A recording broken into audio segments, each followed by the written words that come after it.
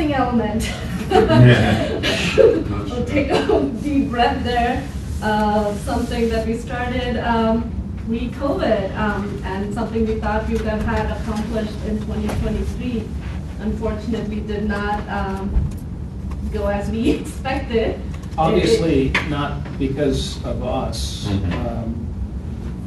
I think Sophia and her team and Marlene deserve 12 gold medals for what they've endured and done and pushed and pulled and dealt with here.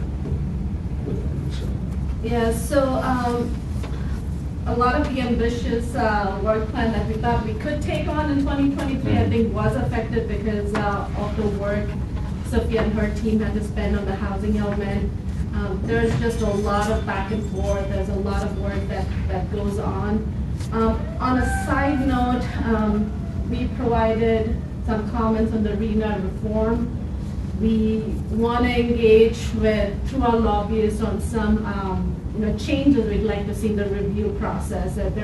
Some things seem to be very arbitrary. So we're working on that on the side with the hopes that the next cycle is a little more streamlined. But I think we're there, and we're, like Sophia likes to say, cautiously optimistic. And so we we posted the draft revisions of the latest version for a 7-day public review, and we plan to send those revisions to HCD on January 31st, which is tomorrow. And if we get the okay from HCD, we'll have to bring the housing element back to City Council for re-adoption with all the changes that we made. We just need to go through that process. So we'll see how that goes. The other big undertaking for 2023 was just the completion of the EIR related to the housing and safety element update, as well as the adoption of the safety element. A quick pause for any questions, comments. Art, any questions? No, I'm good. Sam? Are we, if I'm sorry, obviously, well, not obviously, I would expect that this next cycle is going to be different, hopefully more streamlined, hopefully things are better. But how do we keep from repeating this whole nightmare? I mean, do you feel like we have a better relationship with HCD? I mean, what do we do so that next time it doesn't take us 3 years and how many hundreds of thousands of dollars that we spent trying to get this thing through? So we have been engaging through some of Melissa Captain's office. She has been directly in contact with folks at HCD because she shares the she's in charge. frustrations. And so whether that's going to result in some positive changes for the next cycle, we don't know. We have zero control. But We internally, try though, to are there- enforce as much influence as we can and push and prod, but in the end, And their staff we're keeps slaves turning it over. over. And in terms of building relationship, I would say that The new none of us HCV guys. been may be here. Well, yeah, obviously. Including staff at HCD. That's true. And I guess whatever we can do to kind of take notes, or at least this is what we could have done better, some sort of postmortem, so that we're. I don't know that we could have done anything better, to be honest. In fact, if anything, we've approached this in the most effective, efficient way possible because we're dealing with an organization that doesn't care about efficiency and effectiveness. We've had to pivot a million times to try and find ways to get this through, and it's been an incredibly frustrating process. No, and I understand that, but I think, yeah, there's always ways. And some of the cities were getting the same form letters, This is- cities were getting the same The letters, saying things, they the were all complaints below and the market problems rent. that you're hearing Same here thing. times that by Yeah. 400 That's because right. every city, most every city in California. That's right. is the same way. I would assume that, or would think that based on the input that we've heard and how we feel about our staff and what they're doing on this, I think our best effort is looking for legislation would be the best effort to figure out how do we make this. HCD's got a goal to accomplish, and while they're going through this process and we don't have a completed plan, they're not accomplishing their goals. So So there should be some skin in the game on their part that, to make this process more effective. So I think that should be our effort, starting, give ourselves a year to maybe relax a little bit. We got some time, and then start some legislative efforts to improve the process. I would say our biggest challenge was that we don't have vacant land. Other cities, right, if they were asked 2,000 units, they were able to identify 10 sites, right? In our case, we were so limited, and even the sites that we had, they are mostly to redevelopment. And again, when we were getting like asked from HCD, give us more analysis. I mean, there's only that much that we can provide because we don't own the land, the land is not vacant. Private property, Yeah. we can't. We're only given dreams that we don't know will are gonna happen. I mean, they're potential sites, but We have done everything, I believe, possible. That's Yeah, but I think as we get into the actual implementation, the programs and housing, we're gonna hit challenges, especially if some of the anticipated redevelopment does not take place, like, we thought it would. And then at that time, we can have some real conversation. So that might actually put a mark on the calendar as to a timeline, as to when we need to work on legislation stuff, because I think there's deadlines that we have. It's like the midway point. Mid-cycle mid-cycle review is very crucial for us because that is when, if we do not hit our mark, we are obliged to do more rezonings. So then our legislative push really needs to be done before we get to that mid-cycle talk. And you kind of wonder, the governor is cutting out $300 or $500 million from housing in the budget, so what are we talking about? Well, he has a- Yeah, and he has a I think concern I need to reiterate, the city fully intends to meet all of the obligations that we are putting into this, into our housing element. That is our intention. We're not putting it in there with the idea that it'll never come to fruition, so right pie in the sky stuff. Not at all. Everything that we have put in there, we are building plans around this. We fully intend to follow through. We take it seriously. This is what we were directed to do. We take it seriously and do it. The additional analysis that we're getting required to do is, a lot of it, quite frankly, is garbage. It's almost busy work, beyond busy work, and it feels a little bit, and I'm frankly quite ticked off at this, because this is bureaucracy gone more than a month. This is awful, because it's the city's cost here. The stuff that they're asking for is senseless. It's just dumb, and it feels like a stalling tactic. Well, we're not prepared to say yes yet, or we haven't gotten to you, so give us more information on this one. Do this. That's how it feels. And so, all right, enough ranting and venting here. I would just add one last thing, that even though last year we were busy trying to get the housing element done, we were working on it, that did not stop us from implementing the programs that are already in the housing element. So if you look into the annual progress report that will be coming to you in March, you will see the kind of work that we already undertook last year. Even though we were still working on our housing element. We were able to accomplish, I would say, 99% of the things that we said we were going to do in 2020. Art? Sophia, I got a question for whoever answered. How many multi-unit dwellings do we have versus single family?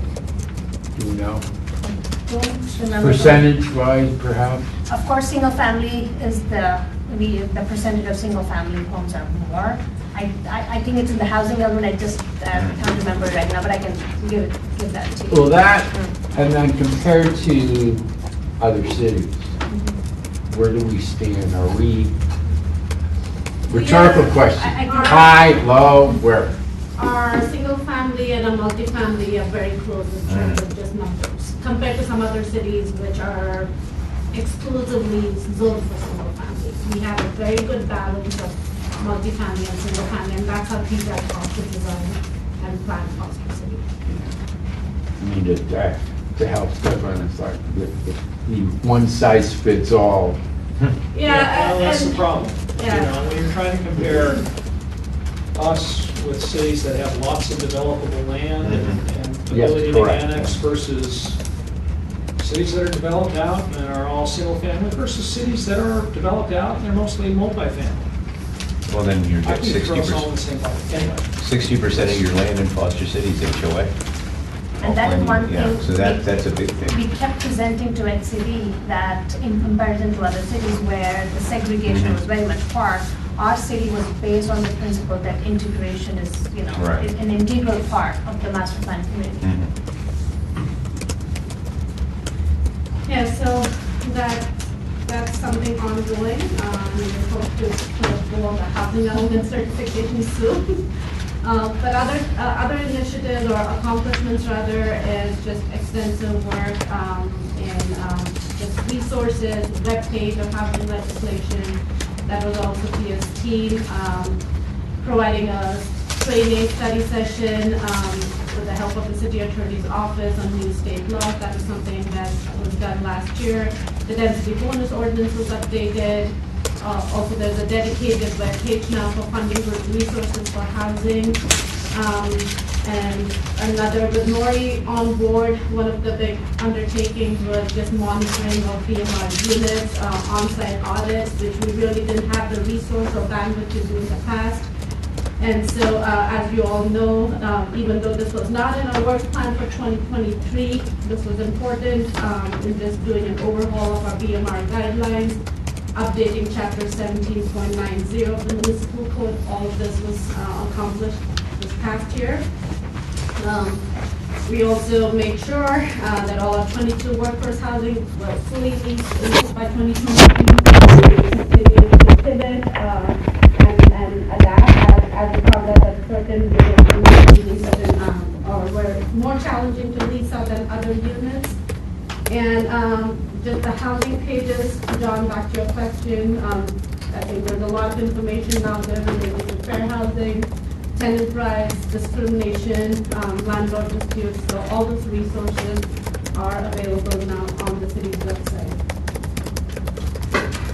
So, any quick questions, initiatives, we already talked about the housing element certification, the readoption. A lot of the work plan or the initiatives for 2024 is getting to implement the housing element programs. Staff has already started a comprehensive update of the sign ordinance.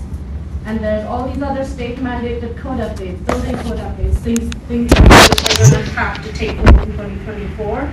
And then one thing we need to work on is getting an implementation and enforcement program in place for the tobacco retail permitting program along with the city attorney's office. And on the slide, what you see here on the right is a list of all the implementation programs under the housing element that we need to accomplish in 2024. And I'll just give you a few seconds to kind of look at the list. It's very tiny, but objective That's why we design. printed copies for you to look at here. Yeah, objective design standards for ADUs, SB9 objective design standards, some of the rezoning, anti-displacement strategy, pre-approved ADU, JADU designs, expedited review, land use registry. So there's a ton of things under the housing element implementation measures that staff is like plugging away. We already started on these. Do most of these housing elements, do they also apply to HOAs, or are we in a little bit different gray area? Because HOAs These have different programs rules. here are what we committed to in our housing element for the cycle. So we said we'll do all these things, and that's what HCD is expecting us to do. So it's not really multifamily thing, it's a citywide, it Okay. applies citywide. Marlene, are some of these things, other cities, obviously, I'm going to guess HCD is requiring a lot of these of other cities. And other cities have gone through this cycle already, maybe they go through a year earlier. Are there places we can go to get some templates or something, at least a starting point on a lot of these things? So I would say, as we started looking into what we have for this year, the pre-approved ADU and JADUs, we already started talking to understand, for example, Hart has already these pre-approved ADUs that we can actually, once our building official verifies it, we can pretty much bring it on board. So we are already looking at something that has been pre-established, something that other cities have already used, so we are not kind of reinventing the wheel. Yeah, and most of these programs you will find in other housing elements. It's a matter of taking that and tweaking it and changing it to make sense for Foster City. And HCD has guidance documents for all these things, right? Most of them. They do. Really? They do actually. I was joking. But some They of have a the, lot of resources. I have to give that to them. Good. but some of the thing is that we do want it very catered to Foster City's objective design standards. No, I You guess, know. I guess where I was going is at least it's a starting point, we're not starting from scratch. We can adjust things. And as I said, in this housing element, ADUs was one of their main focus. So you do see some of these programs already in other cities' housing element. I got a question. On the Foster's Landings, that sunsetted as being affordable, what did they become? Market rate, Market rate? market rate units. So they're taking away some that we have to find somewhere else. Market from the market, yeah. Thank you. Yeah. No,